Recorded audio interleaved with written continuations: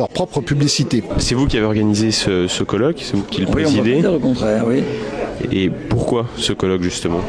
Eh bien, parce que d'abord, je suis un agité, mais en dehors de cette considération, il y a le fait que je suis extraordinairement préoccupé par l'explosion démographique de l'Afrique.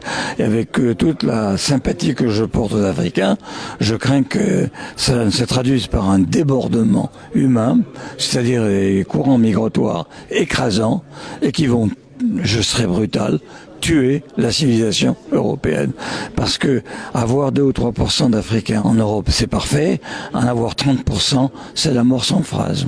Alors je reviens un peu en arrière, j'ai écouté des intervenants avec sympathie, notamment Gourevitch, qui avait l'air de dire, bon, ben, finalement, le danger est lointain, il est plus mesuré. C'est pas vrai. Le danger, il est là. Parce qu'en démographie, on peut faire des prévisions à peu près sûres à 30 ans. Mais nous sommes en 2015. 30 plus 2015, c'est 2045. Donc c'est demain, en réalité. Le problème, il n'est pas dans 3000 ans, il est dans 3-4 décennies. Et c'est la raison pour laquelle il faut réagir maintenant. D'ailleurs, ce que je propose, ce n'est pas de larguer des bombes atomiques sur l'Afrique.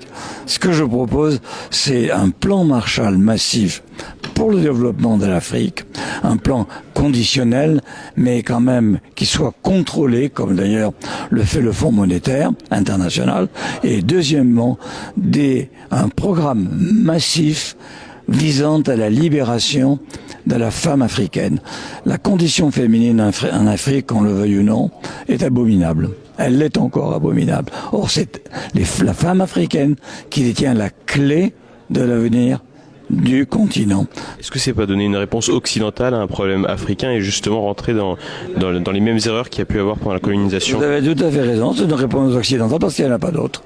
C'est un problème africain parce que c'est pas le nôtre. Nous, c'est l'inverse. Nos femmes n'ont pas assez d'enfants et on leur reproche suffisamment, avec suffisamment de force. Et donc, par conséquent, puisque les Africains n'ont pas été capables d'inventer la réponse eux-mêmes, eh bien, il faut bien que quelqu'un le fasse et c'est nous.